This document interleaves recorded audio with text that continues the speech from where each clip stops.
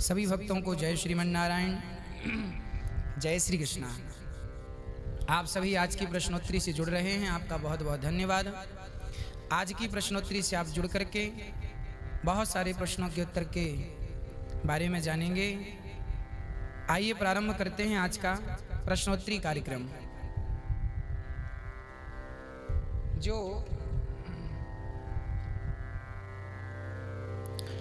जो प्रश्न हम सभी के लिए अत्यधिक आवश्यक हैं, उन्हीं प्रश्नों का उत्तर हम आपको आज देने जा रहे हैं। जुड़ने वाले सभी भक्तों को जय श्रीमन नारायण, जय श्री कृष्णा। वीडियो को शेयर करें ताकि और लोग प्रश्नों के उत्तर से जुड़ सकें। नोनू शर्मा जी, राधे राधे महाराज जी। राधा रानी किस रूप में है, इस प्रश्न का उत्तर कल आपका हो चुका था।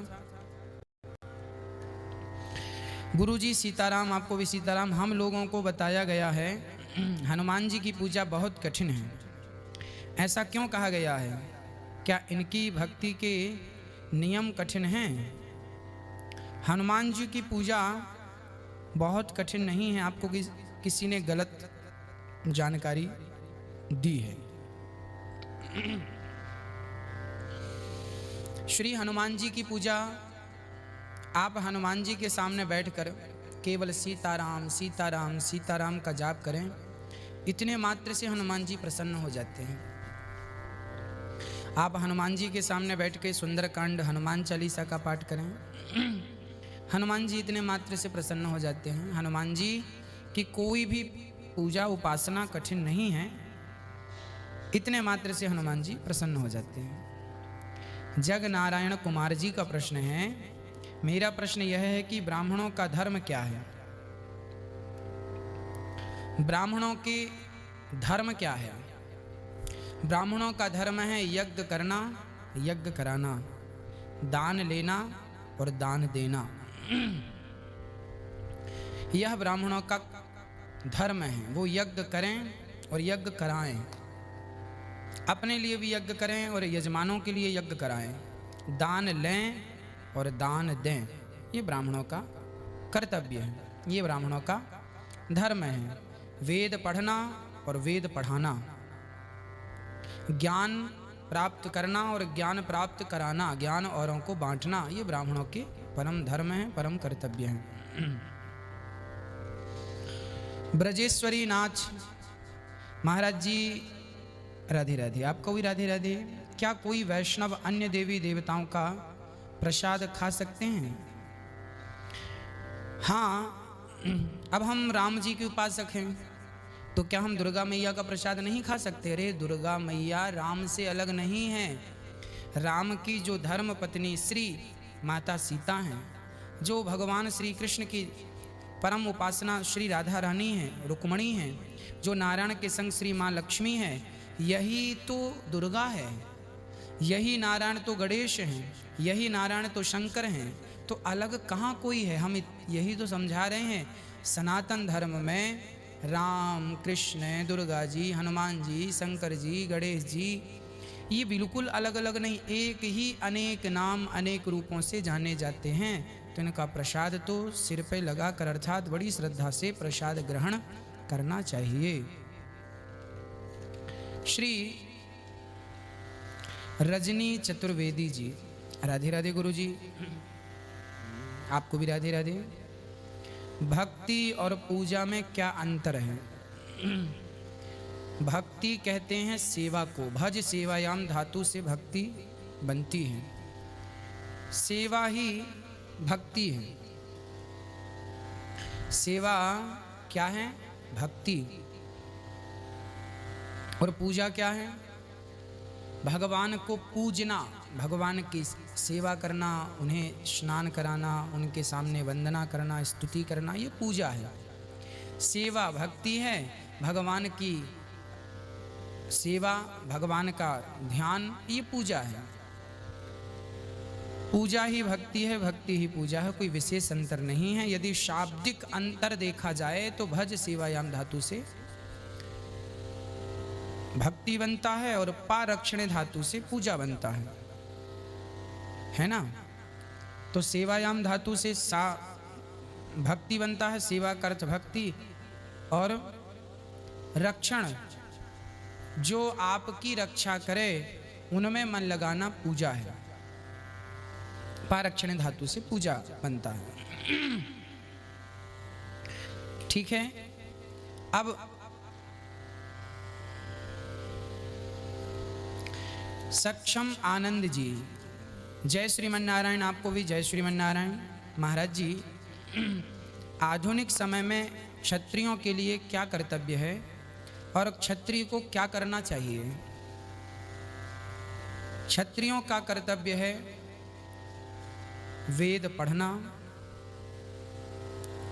और यज्ञ करना। आपको भी वेद और पुराणों का ज्ञान होना चाहिए, धर्म शास्त्रों का बोध होना चाहिए, नीति का बोध होना चाहिए और यज्ञ इत्यादि अनुष्ठान आप लोग कराएं। यज्ञ कराने से समाज में सुख शांति और समृद्धि का वातावरण बनता है। क्षत्रियों का परम धर्म है कि वो बड़ी ईमानदारी से भगवान की सेवा करते हुए अपने आप को योग्य बनाए। पहले के क्षत्रिय तो सेना इत्यादि में राजा होते थे। कोई राजा है, कोई क्षत्रिय मंत्री है, कोई क्षत्रिय कुछ है, तो सब वो जमाना गया जब राजा रजवाड़े हुआ करते थे। अब आज का जो क्षत्रिय है उसका परम कर्तव्य यही है कि भगवान में विश्वास करते हुए अपने आप को सफल बनाने के लिए कर्म करें। आप शिक्षा के क्षेत्र में आगे बढ़ें कि औरों को शिक्षित करें। आप किसी भी क्षेत्र में आगे बढ़ करके और अपने कर्तव्य का निर्वहन कर सकते हैं। किसी भी क्षेत्र में आप जाएं और अपने कर्तव्यों का अपने आप को ईमानदारी से प्रस्तुत करते हुए, प्रेजेंट करते हुए समाज की, देश की सेवा में, जैसे पुराने क्षत्रिय अपने आप को देश की, राष्ट्र की सेवा में समर्पित कर देते थे, ऐसे हम सभी को, चाहे ब्राह्मण हो, क्षत्रिय, वैश्य, शूद्र, कोई भी हो, ईमानदारी से अपने वतन की, अपने राष्ट्र की सेवा करता हुआ अपने आप को जीवन समर्पित कर दे। यही हम सबका परम कर्तव्य और परम धर्म है। तो ईमानदारी से आगे बढ़ना ही क्षत्रियों का कर्तव्य है, सबका ही कर्तव्य है। आज तो देखिए धर्म की परिभाषा सबके लिए लगभग बराबर है। सत्य बोलना चाहिए सबको, ब्राह्मण, क्षत्रिय, वैश्य, शूद्र सबको। दया का भाव रखना चाहिए सबको। अपने आप को सफल बनाइए, अपने आप को सफल बनाकर और अपने परिवार की सेवा, देश की सेवा जिस तरीके से कर सकते हैं करना चाहिए। सूर्यांशु भारद्वाज जी, इंद्र ने ब्रह्म हत्या क्यों बांटी और बांटी तो उन लोगों ने स्वीकार क्यों की? उन लोगों का इंद्र ने ये नहीं कहा कि आप हमसे ब्रह्म हत्या लो, जबरदस्ती नहीं। उन लोगों ने ही प्रस्ताव रखा कि आप हमको ब्रह्म हत्या दे दीजिए, इसके बदले में हमें एक एक वरदान भी दीजिए। तो वरदान के लालच से ब्रह्म हत्या 4 लोगों ने स्वीकार की। स्त्री ने स्वीकार की तो वो रज के रूप में आज भी दिखती है। दूसरा, उनको वरदान क्या दिया स्त्रियों को कि तुम प्रसव की पीड़ा को सहन करने में सामर्थ रहोगी। प्रसव की पीड़ा का जो बहुत दर्द होता है, कहते हैं प्रसव के समय यदि इंद्र को याद किया जाए तो प्रसव की वेदना कम हो जाती है। पहले बहुत होती थी, पर इंद्र ने ये वरदान दिया कि प्रसव की पीड़ा होगी तो सही, पर उसको सहन करने की ताकत मैं प्रदान करूंगा, ये मेरा वरदान है। तो ये स्त्रियों को वरदान हुआ। दूसरा, वृक्षों को ब्रह्म हत्या मिली गोंद के रूप में। एक वरदान भी मिला कि तुम्हारी डाल को कोई काट देगा तो पुनः उग आएगी, फिर से बढ़ जाएगी। ये उनको वरदान मिल गया। जल को वरदान मिला कि जब वो झाग ब्रह्म हत्या का स्वरूप है, जल को वरदान मिला, नदियों को, नदी इत्यादियों को कि तुम्हारा जल निरंतर कितना भी कोई निकाले पर निरंतर बढ़ता ही रहेगा, समाप्त नहीं होगा। तो जो गंगा, यमुना, ये इत्यादि नदियां हैं, ये जो जल है वो निरंतर रहता है। पर इस कलयुग की प्रताप से, देखिए प्रकोप से, आज नदियों का भी जल कम हो रहा है। चौथी हत्या दी बंजर भूमि, जो भूमि बंजर होती है उसको कलयुग का स्थान कहा जाता। वो ब्रह्म हत्या है बंजर भूमि पर एक वरदान दिया पृथ्वी को, तुम में कितना भी बड़ा कोई गड्ढा करेगा समय आने पर वो गड्ढा पुर जाएगा, ये वरदान दे दिया। अनीता कुमारी जी, राधे राधे गुरु जी। अगर कोई हम पर जादू टोना करता है तो क्या करें? घर पर किसी ने किया हो तो क्या करें? आपके घर में यदि निरंतर कीर्तन आप करते हैं, निरंतर भगवान का चिंतन करते हैं, निरंतर आपके घर में कीर्तन भजन होता है, भगवत पूजा होती है, तो किसी का भी जादू टोना आप पर कोई काम नहीं करेगा।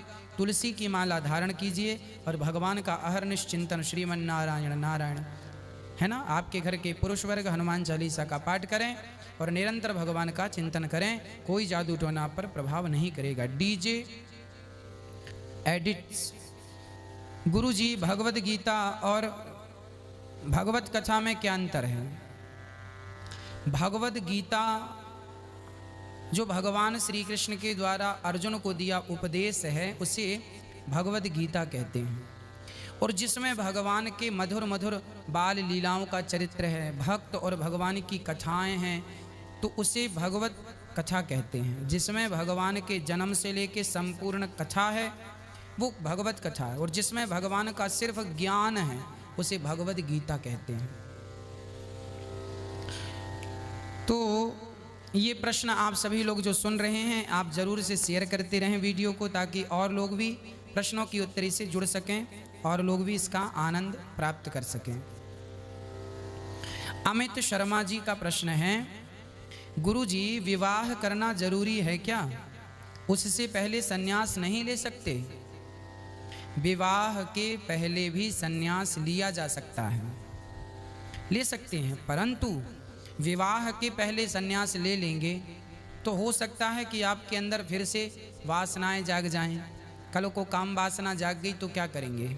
इसलिए विवाह किया जाता है कि आप अपनी सारी इंद्रियों को कंट्रोल कर लीजिए, सारे विषयों का सुख ले लीजिए, ताकि आपका मन दोबारा भटके नहीं, क्योंकि आप तो सब स्वाद चख चुके होंगे, तो फिर मन को भटकने का कोई सवाल खड़ा नहीं होगा।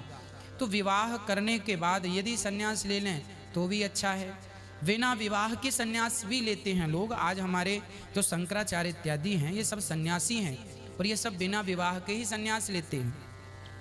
तो यदि इनके अंदर इतनी शक्ति है, इतना पावर है, इतना ज्ञान है और इतनी भगवत कृपा है कि ये अपने आप को कंट्रोल कर लेते हैं, यदि कंट्रोल पावर आपके अंदर है तो लेने में बुराई नहीं है। पहले तो लाखों लोग ऐसे थे जो बिना विवाह के ही, आज भी बहुत सारे संत ऐसे जिनका विवाह नहीं हुआ और सन्यासी हैं, उच्च कोटि के सन्यासी हैं। तो आप अपने मन को पहले ठोक बजा कर देख लीजिए कि मन जाएगा तो नहीं, आपको धोखा तो ऐसा तो नहीं कि आज आप मन कह रहा चलो सन्यासी हो जाए और कल ही ये मन कहने लगे कि चलो शादी कर लें।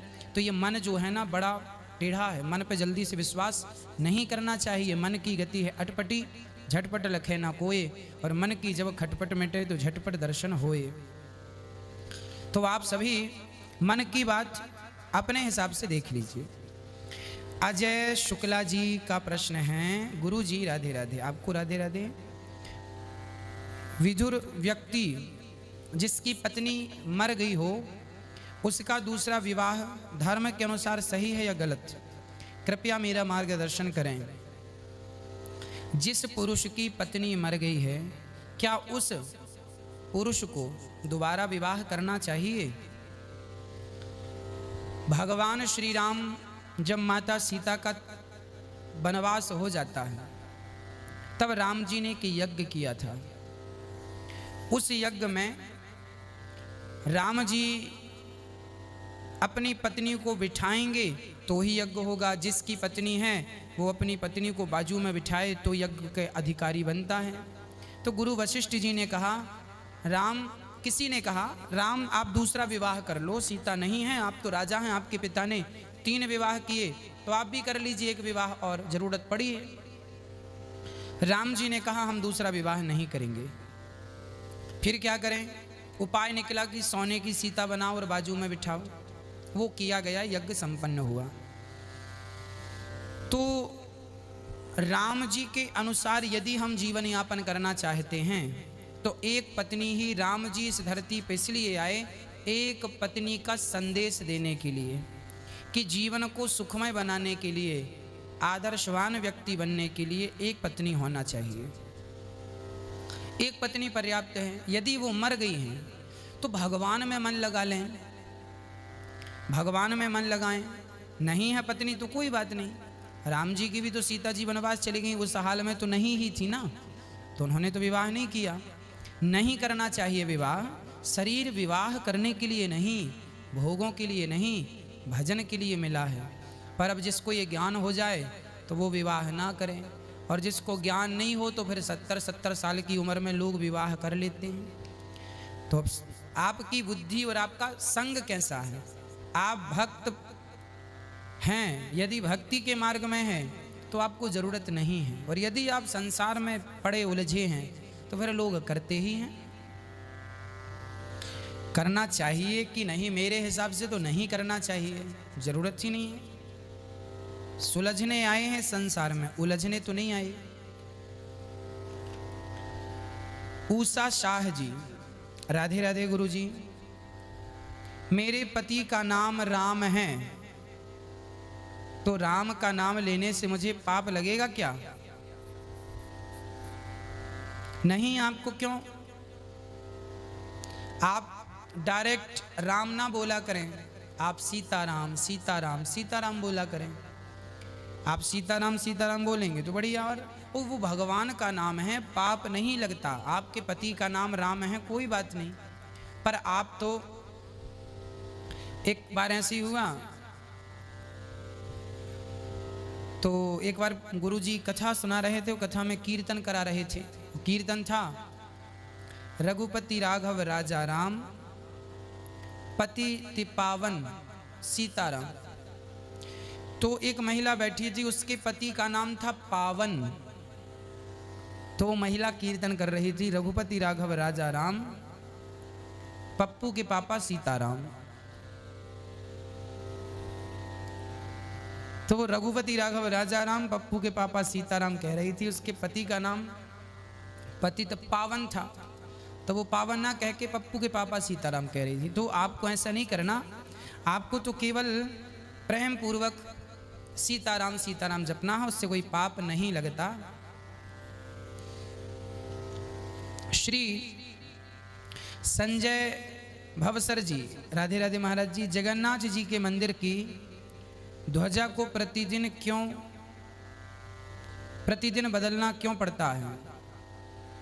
देखिए, केवल जगन्नाथ जी की ध्वजा नहीं, संपूर्ण भारत में जितने मंदिर हैं, चाहे द्वारिकाधीश जी हों, जगन्नाथ जी हों, इनकी ध्वजा रोज बदली जाती है।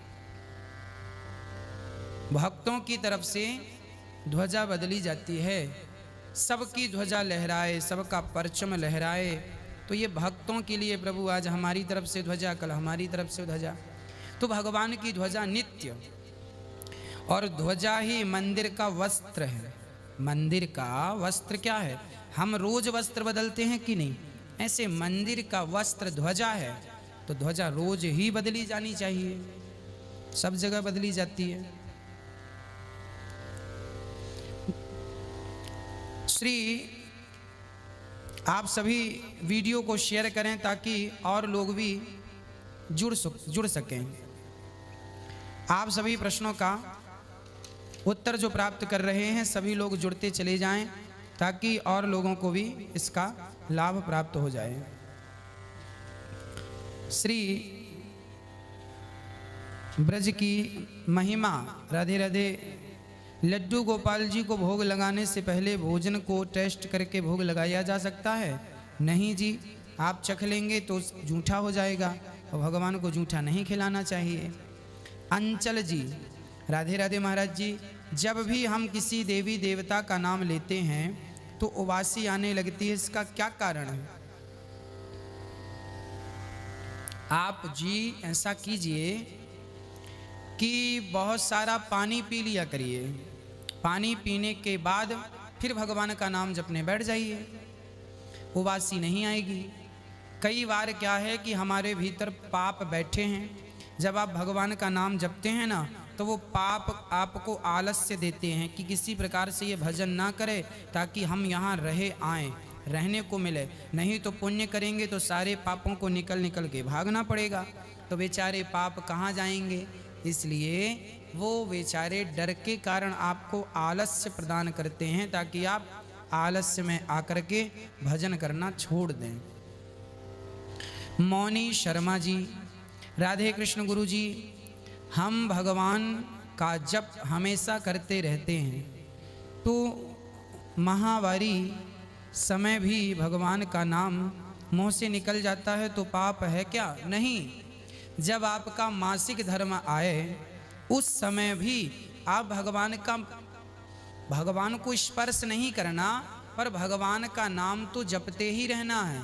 नाम निरंतर भाव से जपते रहना, मानसिक पूजा भी कर सकते हैं, इनमें दोष नहीं है। चंद्रशेखर जी, महाराज जी क्या बच्चों को व्रत रखना चाहिए? बहुत छोटे बच्चे हैं तो नहीं रखना चाहिए, पर रखने के योग्य हो गए हैं, उनकी श्रद्धा है तो रखें, बुरा भी नहीं है। बलराम साहू जी, राधे राधे गुरु जी, घर में सांप की कैंचुली रख सकते हैं?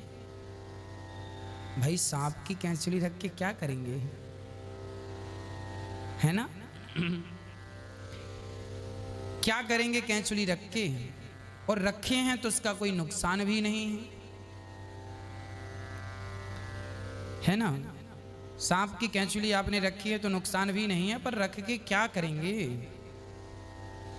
प्रमोद बकाने जी, राधे राधे गुरु जी, कलयुग के बाद क्या आता है? कलयुग के बाद आएगा सतयुग, फिर त्रेता, फिर द्वापर, फिर कलयुग, फिर सतयुग।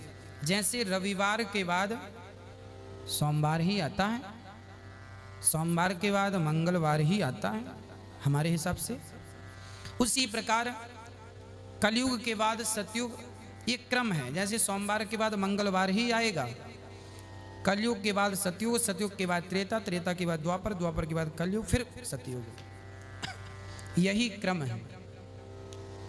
इसी क्रम में सृष्टि चलती है। श्री रेखा चौहान जी, गुरु जी राधे राधे, विष्णु सहस्त्र नाम और नारायण कवच रोज पढ़ सकते हैं? जी बहुत अच्छा, आप रोज पढ़ें, इससे बढ़ के और क्या हो सकता है। श्री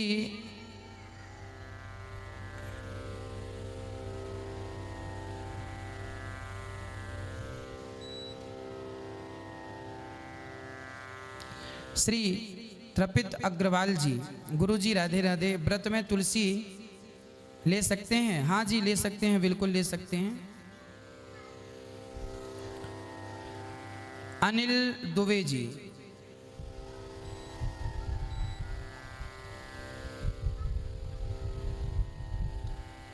अनिल दुबे जी,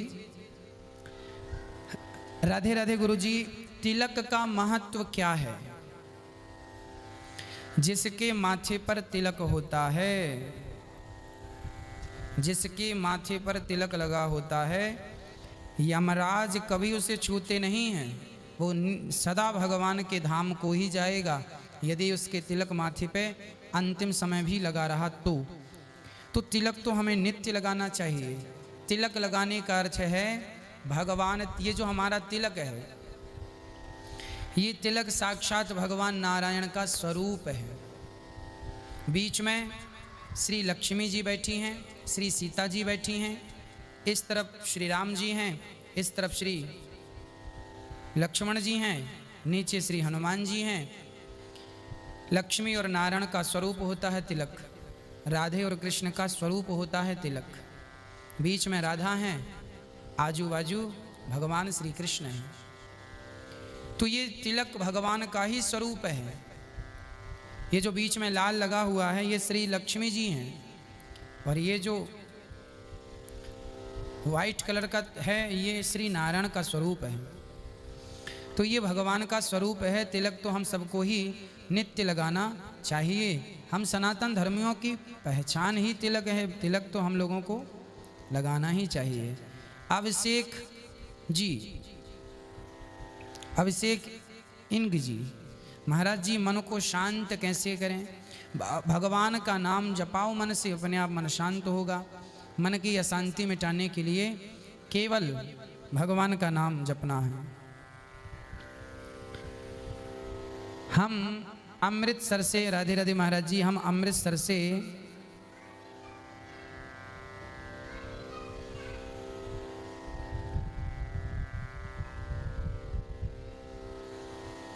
से किन्नर हैं।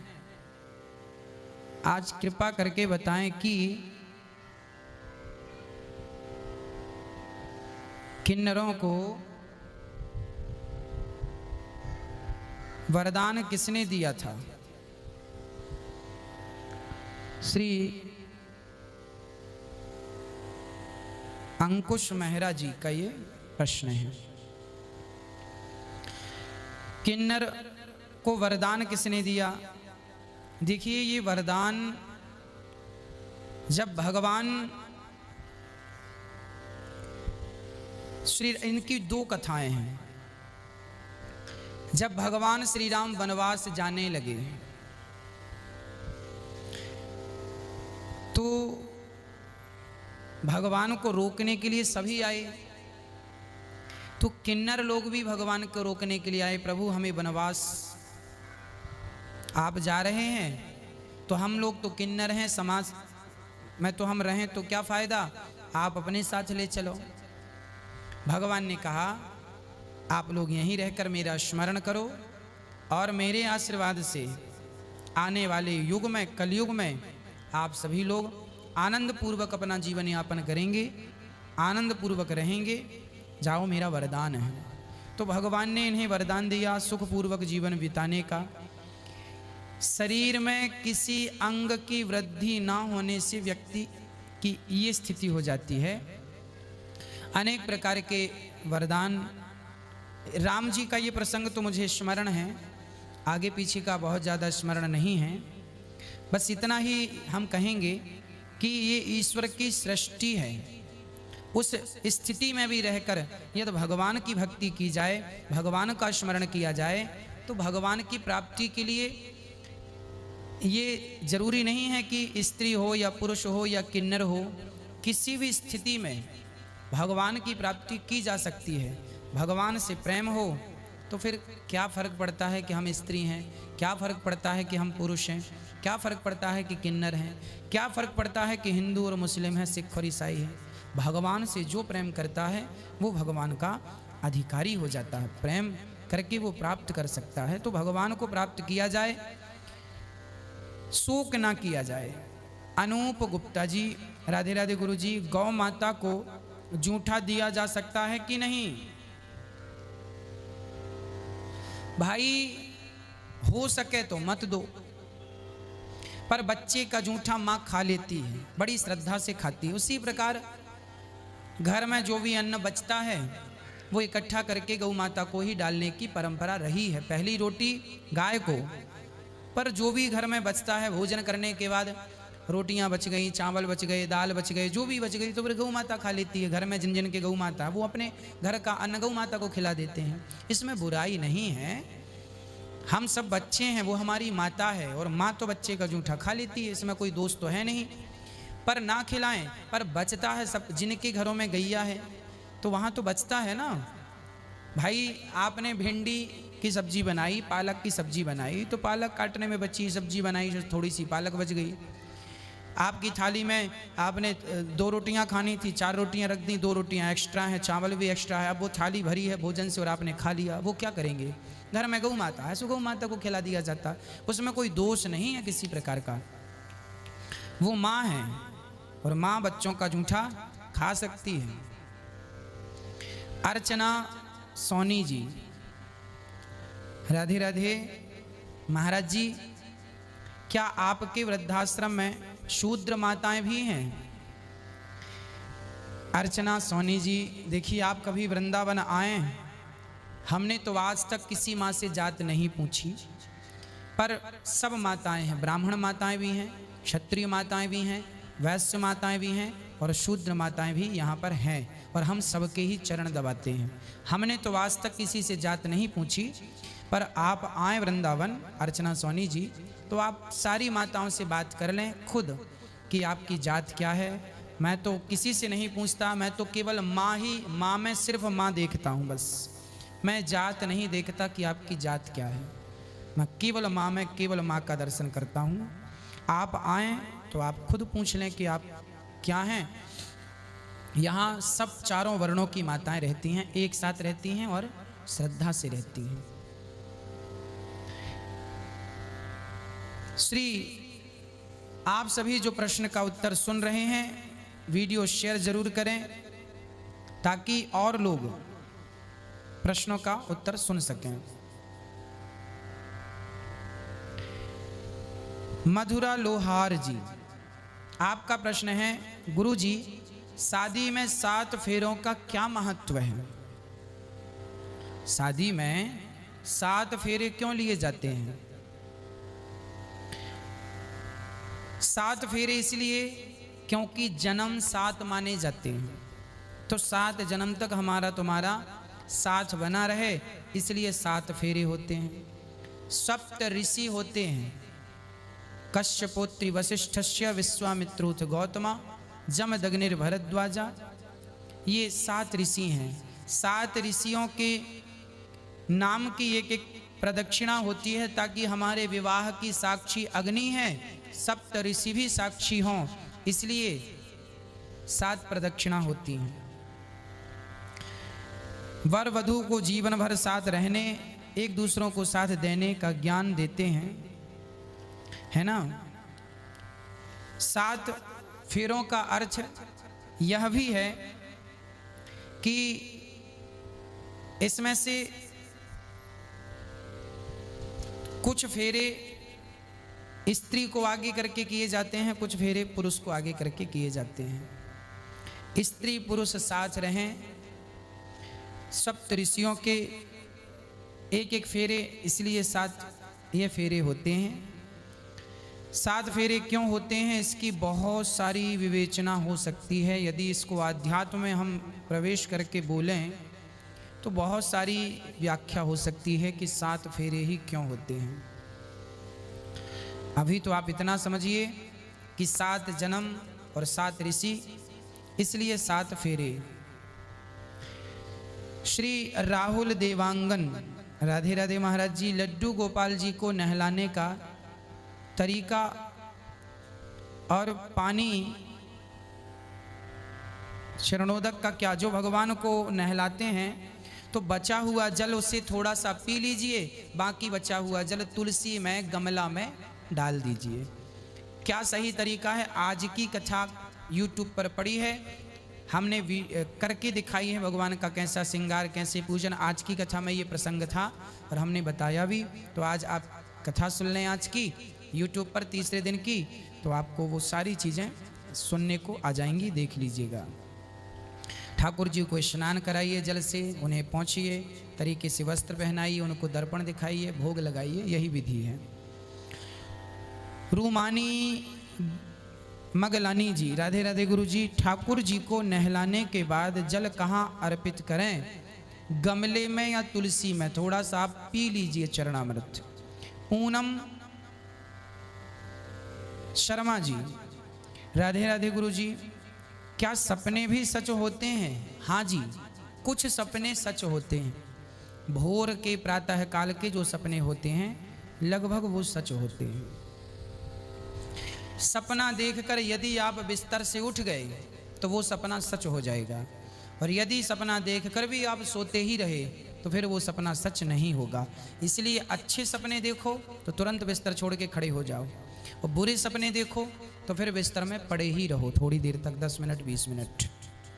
सुबह के सपने लगभग सही होते हैं, पर आप उठ जाएं तो। संध्या सिंह जी, गुरुजी हम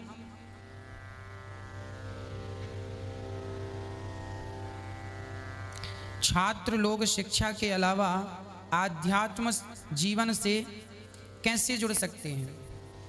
आप जो स्टूडेंट हैं, छात्र हैं, आप केवल कथा से जुड़ जाइए। जो कथाएं हम आपको सुनाते हैं, यूट्यूब के माध्यम से आप सुनते हैं, साधना चैनल के माध्यम से सुनते हैं, आप कथाओं से जुड़े रहेंगे, अपने आप आपका मन आध्यात्म की ओर चला जाएगा और आप धार्मिक हो जाएंगे।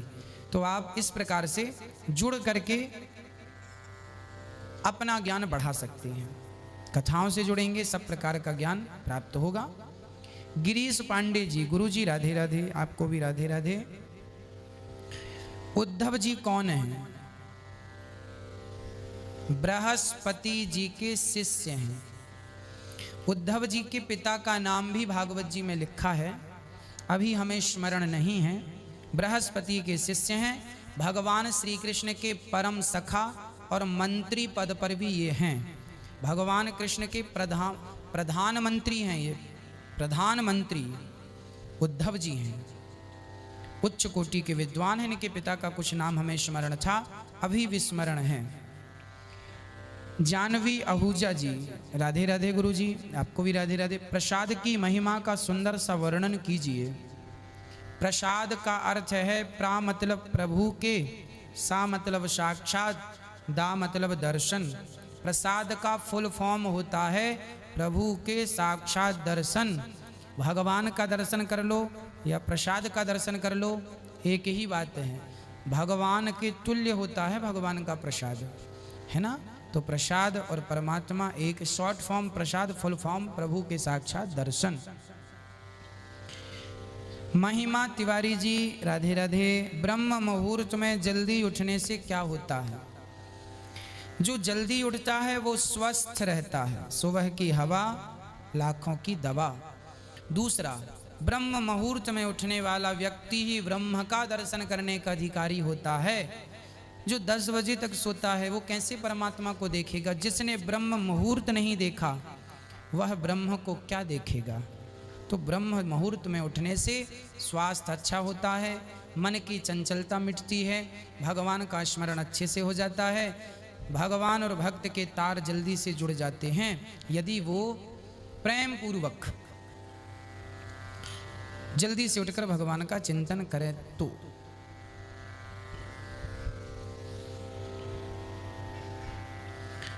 श्री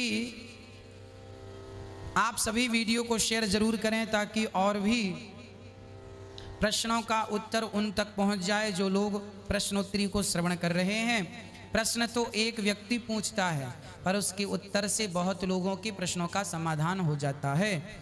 आप सभी लोग प्रश्नोत्तरी से जुड़े हैं, वीडियो को शेयर करें, फेसबुक में, व्हाट्सएप में भेजें ताकि और लोग भी इस सुंदर सी प्रश्नोत्तरी की चर्चा से जुड़ सकें। मनीष केवट जी, राधे राधे गुरु जी।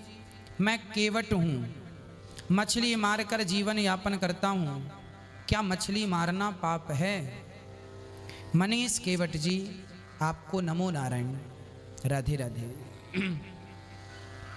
मछली मारना, देखिए जीव हत्या करना तो देखो पाप ही है। कितनी तड़पती है वो मछली जब आप उसे जल से निकालते हैं, कितना दर्द होता होगा उसे जब लोग उसे जिंदा ही आग में डाल देते हैं, तड़प तड़प कर मर जाती है। मछली पालन के अतिरिक्त यदि आप दूसरी तरीके से अपना जीवन यापन कर सकें तो बहुत अच्छा होगा। मैं तो ये कभी नहीं कहूँगा कि आप मछलियों को मारें, मैं हमेशा यही कहूँगा कि देखो जीविका दूसरे ढंग से भी चल सकती है। भाई बहुत लोग ऐसे हैं जो मछलियाँ नहीं मारते, मुर्गियाँ नहीं मारते, पर वो भी भूखे थोड़ी रहते हैं। विधाता सबकी व्यवस्था किसी ना किसी तरीके से करता है, पर ये पाप सिर पे ना मोल लिया जाए तो अच्छा है। जो पैसा मछलियों से कमाते हैं वो बिजनेस व्यापार करके भी कमाया जा सकता है, कुछ अच्छा काम करके भी कमाया जा सकता है। मनीष केवट जी, तो आपसे तो मैं यही निवेदन करूंगा कि यदि आप दूसरा काम कर लें तो ज़्यादा अच्छा है। किसी जीव की हत्या ना करें। हम किसी को ज़िंदगी दे नहीं सकते तो उसकी ज़िंदगी छीनने का अधिकार भला विधाता ने हमें तो नहीं दिया। तो आप देख लीजिए, जो उचित था वो हमने आपसे कहा। उदय ठाकुर जी का प्रश्न है, राधे राधे महाराज जी। कलयुग के भगवान का नाम क्या है? कलयुग के अंत में कल्कि अवतार होगा। संबल ग्राम विष्णु यश नाम के पंडित जी के घर में कल्कि भगवान का अवतार होगा। हर्ष गुप्ता जी का प्रश्न है, गुरुजी अश्वत्थामा ने पांडवों के 5 पुत्रों को मार दिया था, जबकि अर्जुन के पुत्र अभिमन्यु तो पहले ही मार दिया गया था, और आपने कहा कि पांडवों का एक एक संतान थी। तो देखो, जो अभिमन्यु था वो द्रौपदी की संतान नहीं थी। द्रौपदी के 5 बच्चे थे, 5 पांडवों के एक एक, और जो अभिमन्यु थे वो भगवान श्री कृष्ण की बहन सुभद्रा का पुत्र हैं। सुभद्रा का विवाह भगवान अर्जुन से हुआ। अर्जुन के पुत्र अभिमन्यु सुभद्रा के गर्भ से हुए हैं। और द्रौपदी के 5 बच्चों को जो अश्वत्थामा ने मारा था वो द्रौपदी के गर्भ से पैदा हुए 5 पांडवों के। तो अर्जुन के एक बेटा द्रौपदी के गर्भ से हुआ, और अर्जुन का ही एक बेटा उनकी दूसरी पत्नी सुभद्रा के गर्भ से हुआ। अर्जुन की 2 पत्नियां थी ना, सुभद्रा और द्रौपदी। तो ये आपके प्रश्न का समाधान है।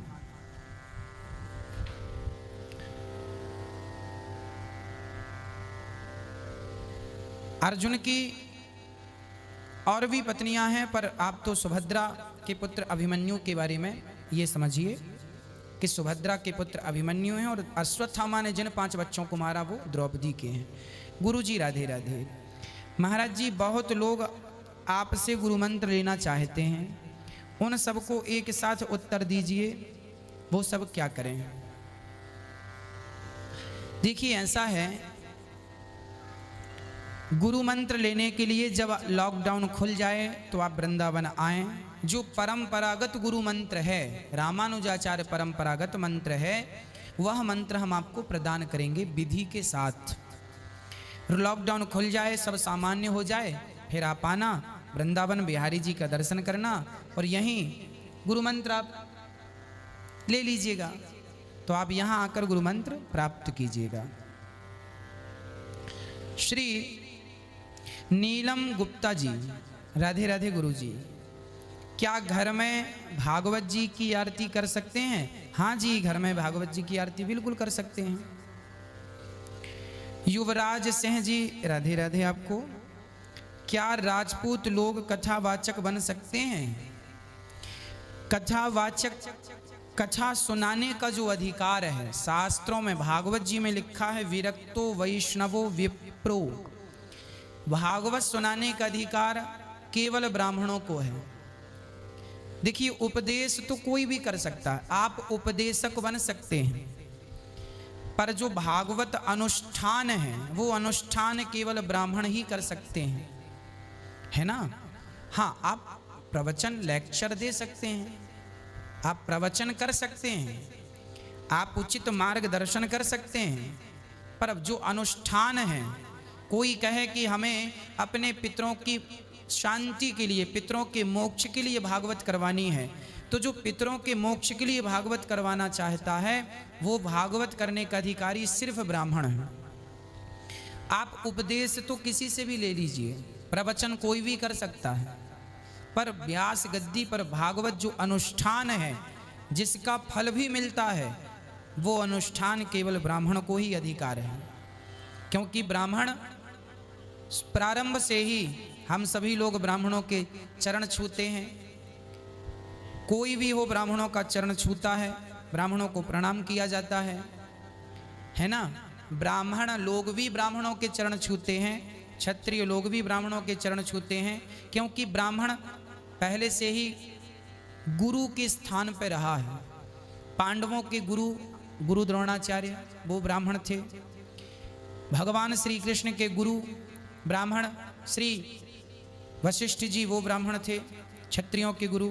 श्री कृष्ण जी के गुरु गर्गाचार्य जी सो वो ब्राह्मण थे। तो ये ब्राह्मण गुरु स्थान पर बैठे हैं, तो गुरु इन्हीं को बनाना चाहिए, अनुष्ठान के अधिकारी यही हैं। तो युवराज जी, आप लेक्चर दे सकते हैं, प्रवचन कर सकते हैं, अनुष्ठान करने का अधिकार नहीं है। श्री आयुष मोटिवेशन। राधे राधे महाराज जी, मेरा सवाल यह है कि गीता में लिखा है फल की इच्छा किए बिना कर्म करो, लेकिन जब लक्ष्य निर्धारित ना हो तो हम किस प्रकार कर्म करें? देखिए, लक्ष्य अलग बात है और कर्मों का फल अलग बात है। आप कर्म कीजिए।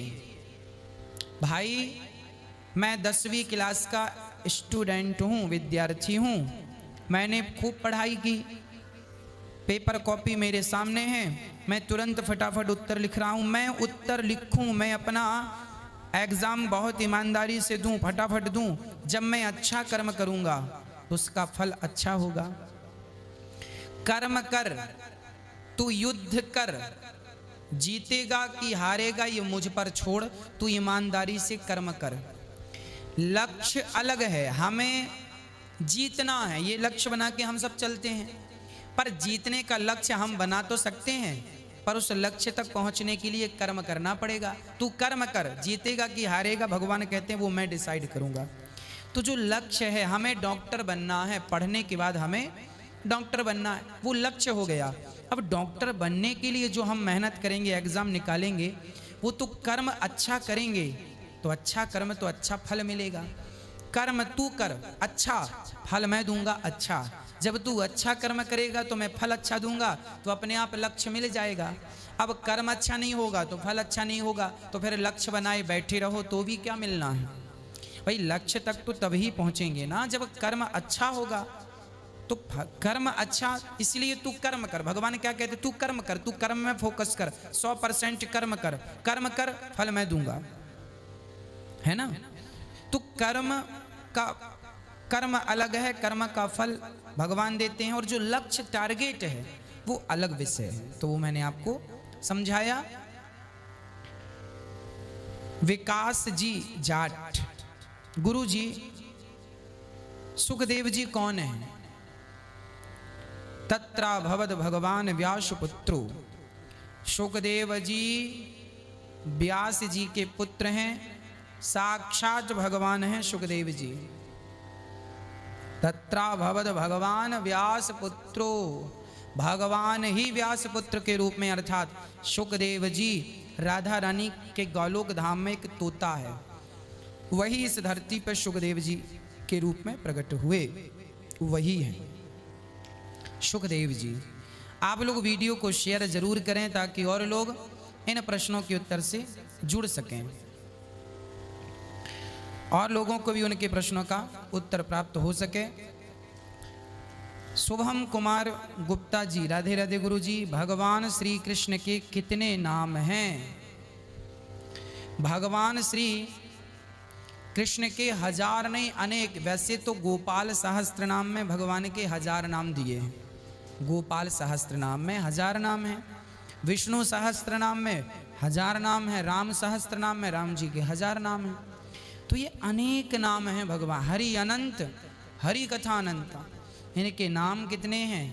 कम ब्रह्मा, हर अक्षर कृष्ण हैं। तो भगवान के अनेक नाम हैं, पर 1000 नाम का ये है कि गोपाल सहस्त्र नाम में 1000 नाम हैं। अंतिम पाटीदार जी, पीपल को दीपक कब जलाना चाहिए, कब लगाना चाहिए? पीपल में रोज दिया जलाएं तो और अच्छा है। पीपल के पास रोज दीपक जलाना चाहिए। भारत प्रजापति, राधे राधे गुरु जी, मैंने गुरु मंत्र नहीं लिया, फिर भी मैं हरे कृष्ण कृष्ण कृष्ण हरे हरे, हरे राम राम राम हरे हरे का जाप करता हूँ। क्या ये सही है? हाँ जी, बिल्कुल सही है, बिल्कुल सही है। ऋषभ जैन जी, गुरु जी मैं जैन हूँ मगर मैं श्री राम भगवान का ध्यान करता हूँ, क्या मुझे जैन भगवान का ही ध्यान करना चाहिए? श्री राम भगवान का आप ध्यान करते हैं तो अच्छा ही है ना। जैन, जो जैन लोग होते हैं वो भगवान राम को मानते हैं, भगवान श्री कृष्ण को मानते हैं, बहुत सारे जैन परिवारों के घर हम भागवत करने गए हैं और जैन परिवारों को हमने भागवत सुनाई है। बहुत सारे जैन परिवार भगवान की उपासना करते हैं। तो भगवान जो जैन धर्म में जो ऋषभदेव जी हैं, पहले या 24वें तीर्थंकर हैं श्री ऋषभदेव जी, उनकी बात तो भागवत जी में मिलती है। उनकी चर्चा पंचम स्कंध में भागवत जी में उनकी पूरी चर्चा है, पूरा वर्णन है, कहाँ उनका जन्म हुआ, कैसे उनका जन्म हुआ, उनके बड़े पुत्र भरत जी थे, पूरा उपाख्यान हम कथा में सुनाते भी हैं। तो ये कोई अलग है नहीं, भगवान श्री राम का पूजन करके ही हम सबका कल्याण हो सकता है। तो भगवान आपके और हमारे कोई अलग अलग नहीं हैं, हम सब एक ही हैं। तो भगवान राम हम सबके लिए हैं, भगवान कृष्ण हम सबके लिए हैं। दृष्टि शर्मा जी, राधे राधे गुरु जी, कर्ज मुक्ति का सरल उपाय बताएं। खर्चे कम करो, कमाई बढ़ाओ तो कर्जा चुक जाएगा। सूर्यासु भारद्वाज जी, राधे राधे, प्लीज बताइए कि तिलक कौन से आकार का लगाना चाहिए? तुलसी या रुद्राक्ष ना मिले तो क्या कंठ में धारण करें?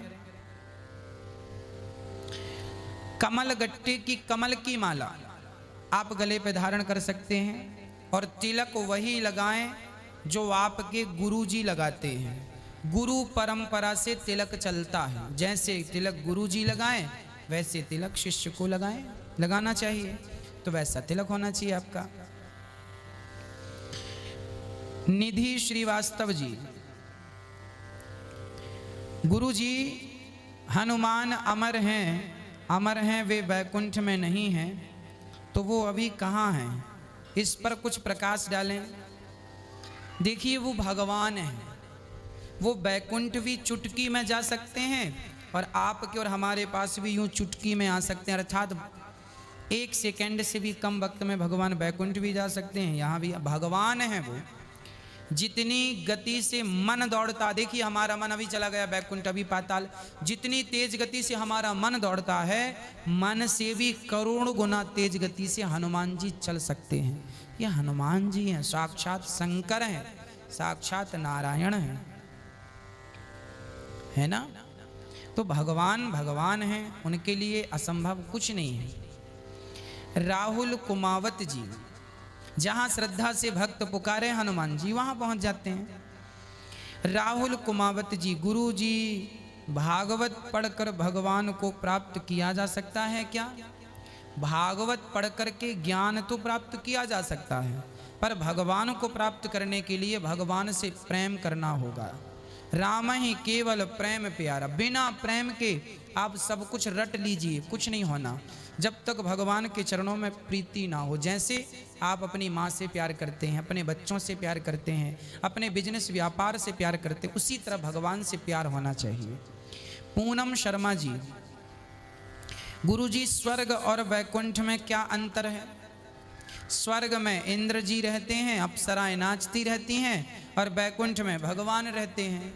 भगवान के पास जाना है तो वैकुंठ का सपना देखो, और अप्सराओं के संग रहना है तो स्वर्ग ही ठीक है। तो स्वर्ग तो कोई बहुत बड़ी चीज़ नहीं है, वैकुंठ में भगवान है, तो वैकुंठ करोड़ों गुना श्रेष्ठ है स्वर्ग से, है ना? तो आप सभी इसी प्रकार प्रश्नों के उत्तर से जुड़े रहें, वीडियो को शेयर करें। आज की प्रश्नोत्तरी को यहीं विराम करते हैं, कल फिर 8 बजे आपको आपके प्रश्नों का उत्तर देने आएंगे। तब तक के लिए जय श्रीमन नारायण, जय श्री कृष्णा।